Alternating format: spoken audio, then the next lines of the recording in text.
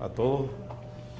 Quiero iniciar mi conferencia agradeciendo la presencia de cada uno de ustedes y además agradecerle al Señor por los días de vida y salud que tenemos.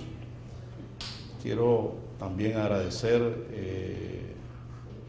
el llamado que hace unos años dos colegas aquí presentes me hicieron para formar parte de este staff del Centro Cardiovascular, de este hospital con renombre no solo nacional, sino internacional.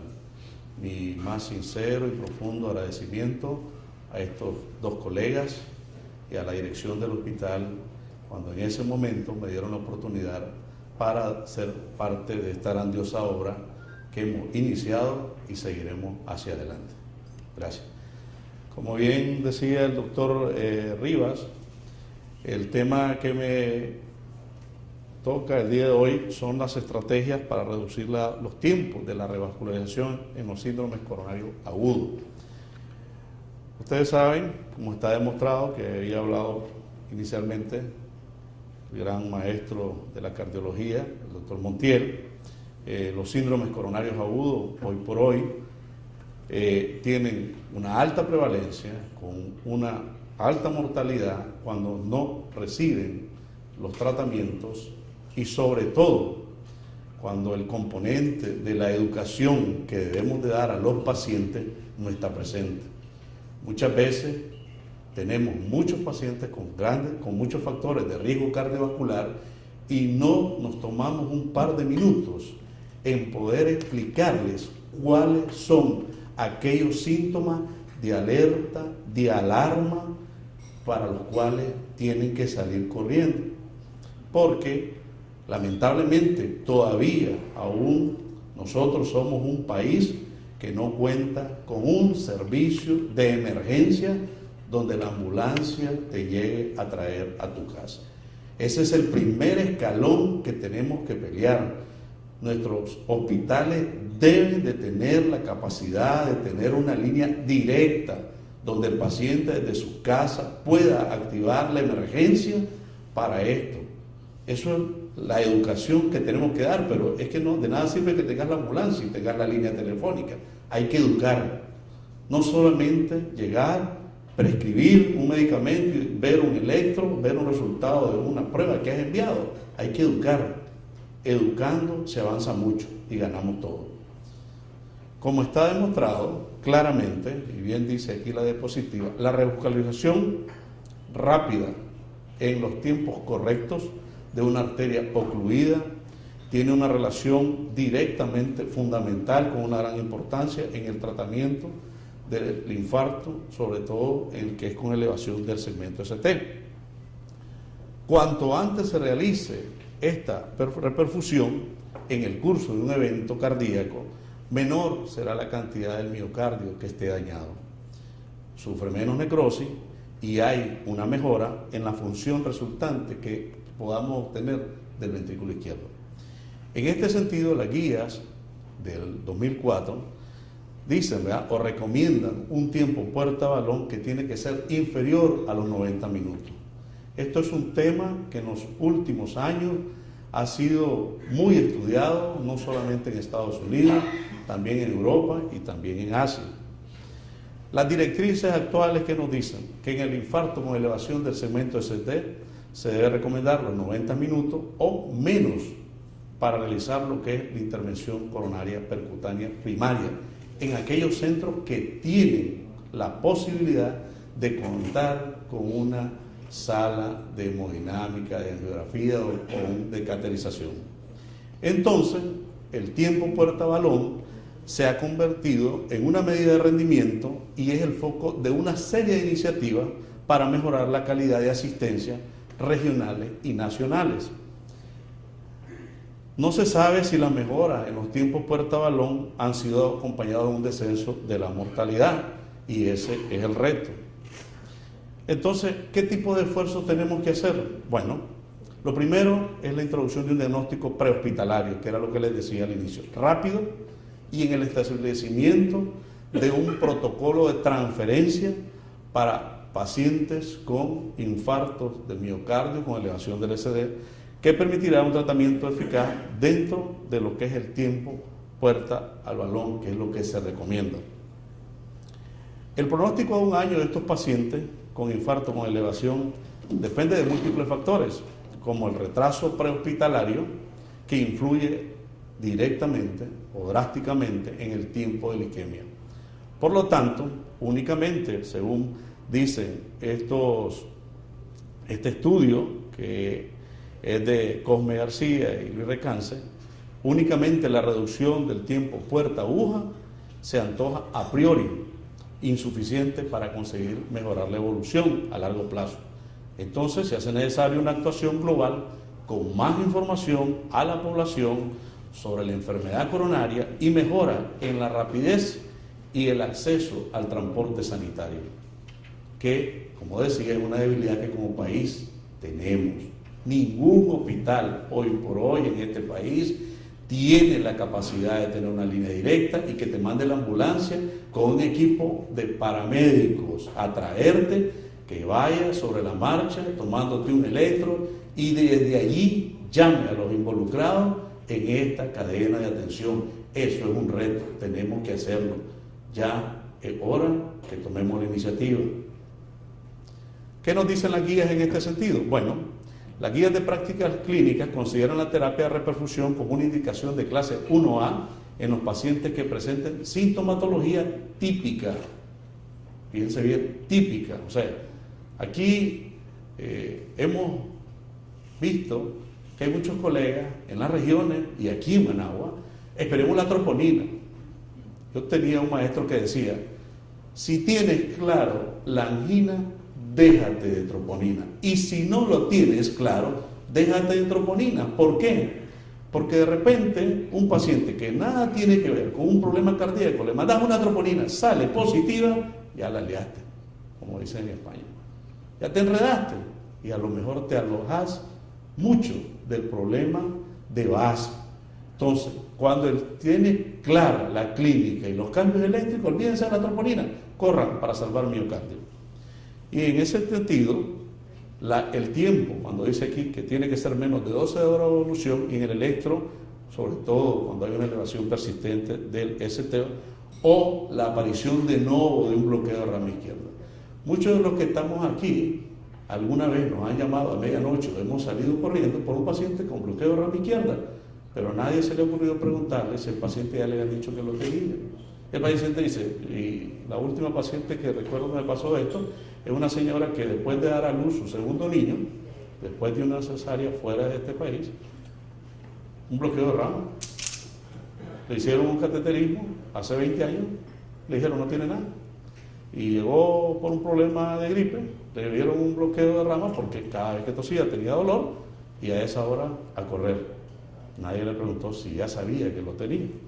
Esas son las cosas que pasan. Entonces, la terapia de reperfusión ha supuesto evidentemente un notable descenso de la morbimortalidad hospitalaria y a largo plazo de los pacientes con infarto agudo del miocardio. Como bien dice este estudio de Van der Weer, en los últimos años se ha demostrado que la angioplastia es más eficaz que la fibrinolisis siempre que se realice en un intervalo de tiempo adecuado, cuando contamos con ello y cumplimos los tiempos. Entonces, esta diapositiva le llamará la atención porque esto es un escenario de un famoso concierto de Busto, ¿verdad? Bueno, este es un escenario, la pregunta que se diría es, ¿qué escenarios tenemos? Bueno, los escenarios que tenemos son los siguientes. El primer escenario es aquel paciente que acude por sus propios medios directamente a los centros donde tiene una sala para la realización de un cateterismo. ¿Qué es lo que tenemos que hacer? Implementar estrategias para cortar el tiempo puerta-balón, fundamentalmente, en dependencia del centro receptor, para identificar los puntos mejorables tras examinar todo el proceso asistencial de la angioplastía, de la reperfusión, del cateterismo, que se inicia desde que el momento de que el paciente llega al hospital y termina con el inflado del balón. Ese es el que llega a nosotros. ¿Cuál es el segundo escenario? El segundo escenario sería cuando aquellos pacientes llegan a estos centros directamente mediante los servicios de emergencia de otros hospitales donde no hay salas de cateterismo, y en cuyo caso hay que identificar las barreras. Una de las barreras que nosotros hemos identificado en la práctica en nuestra sala es la que les decía, que están esperando una troponina cuando tienen la clínica y los cambios eléctricos, y encima cuando no son de Managua, que hay que sumarle el factor tiempo, que si hay un choque, que si la ambulancia se le poncha una llanta y todas esas cosas. Esa es otra cosa. En otros países se cuenta con la aerotransportación. Eso es otra cosa que tenemos que tomar en cuenta en este país. Si hay grandes obras que van a ser desarrolladas en los próximos meses, hombre, tenemos que pensar que alguno tendrá que ir a traer a alguien que está por ahí infartado. Ese es otro reto. Entonces, hay que buscar, ¿no?, todas las barreras, identificarlas y por lo tanto tomar medidas que afecten esa parte que está fuera de nuestro hospital. Hacen este estudio donde se aborda el tiempo de la angioplastía más allá de los 90 minutos, dice que aún los tiempos pueden haber alcanzado un punto en que las nuevas reducciones son poco probables que mejoren la mortalidad hospitalaria. Este es un estudio del año 2013. Sigue siendo posible que los beneficios de los tiempos puerto balón más cortos se vean a largo plazo en la reducción de la mortalidad, en la mejora de la función ventricular o reducciones en el número de ingresos por insuficiencia cardíaca. De nada sirve ir a poner un stent cuando ya hay un daño establecido y hay un miocardio que ya no vas a recuperar. Bueno, vas, y yo recuerdo, y que no se molesten aquí los otros cardiólogos presentes, que en España, donde yo me formé, nos decían fontaneros del corazón, porque a una vía ocluida vas y la abrís.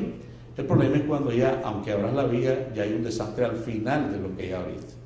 Ese es el problema. Bueno, los tiempos de reperfusión. McNamara y colaboradores evaluaron la evolución temporal de los tiempos de reperfusión en el infarto en los Estados Unidos. Y la mediana de tiempo puerta balón y puerta aguja presentaron una variación inferior a 1 minuto por año en el periodo del 99 al 2002. Luego, hay otro estudio muy interesante, que es de Bradley, un estudio para identificar las estrategias que más de 300 hospitales utilizaban para incidir en ese tiempo. Y de esta cantidad de hospitales, contabilizaron un total de 28 estrategias distintas utilizadas en la intención de reducir el tiempo puerta balón de estos pacientes que iban a ser tratados con angiopatía coronaria, ¿no? Y identificaron de esas 28, 6 que son las que ellos recomiendan que tenemos que tomar en cuenta. Primero, la activación del grupo. El grupo que va a realizar el cateterismo por parte del médico de urgencia, sin la necesidad de contar con el cardiólogo. Si tenés a una persona entrenada, capaz de identificar con todo, no hay necesidad que venga alguien a valorarlo para decir, sí, estoy de acuerdo con vos. Directamente llamas al equipo porque ganas tiempo, ganas miocardio. 2, la activación directa del equipo por parte del mismo médico de urgencia tras recibir el aviso y el electrocardiograma transmitido por los paramédicos del servicio de emergencia. O sea, el que va a traer al paciente, si tiene como un electrocardiograma portátil, hacer el electrocardiograma de 2 derivaciones y por radio le dice, le toma una foto con un teléfono y se lo manda, inmediatamente ese ya está, no va a estar esperando encima. El paciente va al hospital, camino en su ambulancia con un equipo y también el equipo de la sala de angiografía llega igual que él. 3, debe de haber un teléfono único para alertar al equipo, no mucho, que el de emergencia llama a no sé quién, este llama al otro y así va, retrasándose el sistema. 4, la llegada, una vez que te dan el aviso, tiene que ser en un tiempo menor de 30 minutos, de todos.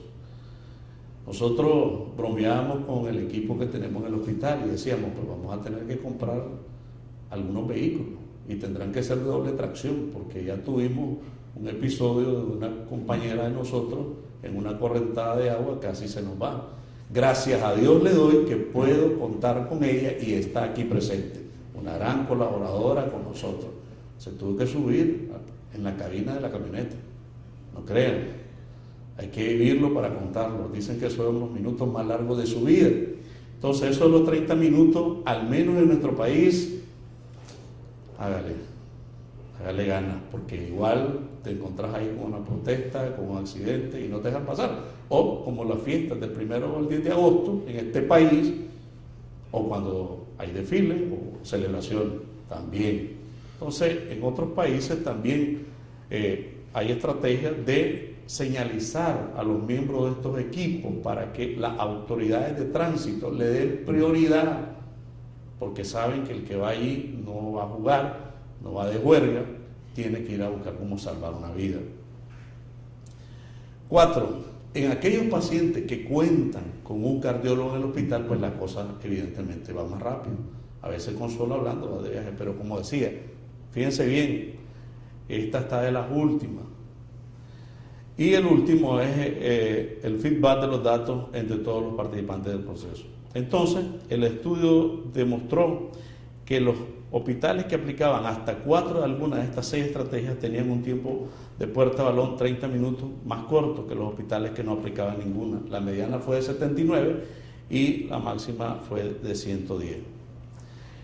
Este es el estudio que les estaba diciendo. Fíjense bien que fue hecho primero en 2005 hasta 2010, los tiempos que tuvieron y cómo la media, pues más o menos fue de 96 minutos, pasó a una media de 64, con el incremento de los porcentajes de los pacientes que tenían tiempo menor de 90 minutos y menor de 75. Pues claramente se ve que sí, pues que estas estrategias funcionan.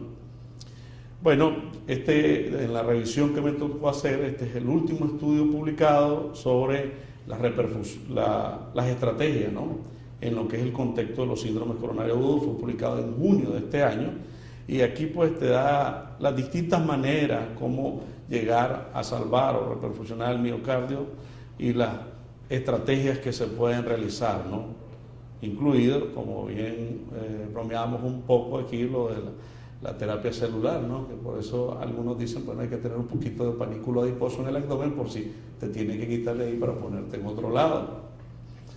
Fíjense bien cómo hay una reducción claramente de la mortalidad en este sentido, relacionando el tiempo. Es un estudio de Bagay, publicado en el Circulation y con ahí el apoyo de la American Heart. Y esto es lo que ellos dicen, pues más o menos al final, esta es la estrategia que ellos pueden plantearse. Fijan cómo claramente lo que les decía, el paciente que es el principal actor aquí de esto, luego hay actores secundarios. Viene la ambulancia, viene, si va hacia el hospital que tiene intervencionismo coronario y se va hacia el intervencionismo coronario percutáneo primario, y los tiempos, ¿no?, desde que se ocluye la arteria, desde que están los síntomas, el primer contacto médico y todo lo que se necesita o en lo que se resume esta charla, y cómo al final pues todo esto es un tiempo de isquemia total. Pero como todo, hay quienes piensan que a pesar de todas las cosas que hemos hecho o que han hecho ellos, todavía hay algunas singularidades o particularidades que tomar. Y me atreví a traerlos como están publicados originalmente en inglés. Con el apoyo aquí decían, bueno, todos pensamos en el tema del puertabalón, que si es muy largo, que si es muy corto, ¿qué podemos hacer? Pero la verdad es que desde que empieza ya hay una incidencia sobre la muerte de esos pacientes. Ya te están muriendo, el miocardio ya se está muriendo, parte de ti se está muriendo. Ahora, todo el mundo que quiere salir en helicóptero, que tiene que salir en ambulancia, pero ¿cuál es el plan de transportación? ¿Por dónde vas a hacer? ¿Cuáles son las variantes que vas a usar cuando la calle donde vos decís que vas a pasar está cerrada? ¿Cuáles son las vías alternas? O sea, el plan de transportación. Todo eso hay que tenerlo, son estrategias. Y la última, pues, de cómo el retraso, ¿no?, y las causas de muerte que influyen de manera bastante significativa en esto que hemos hablado.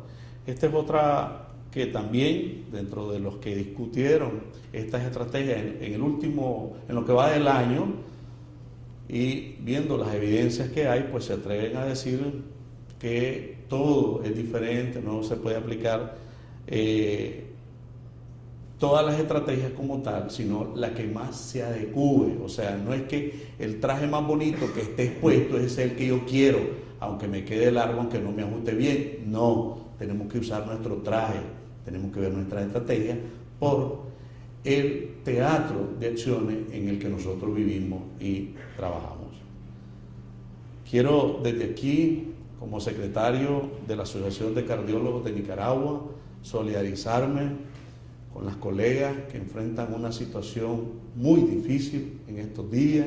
Ustedes saben que hemos sido primera plana en los periódicos, en los noticieros y en los comentarios. Y si alguno de ustedes se ha metido a leer los comentarios que ponen ahí, la verdad es una pena. Pocos pacientes se han atrevido a defendernos. Entonces, ustedes y yo podemos ser el 4 o el 5 o el 6 o el 7, como me decía alguien temprano, y este es el momento en que estas colegas necesitan de cada uno de nosotros y de nuestra solidaridad.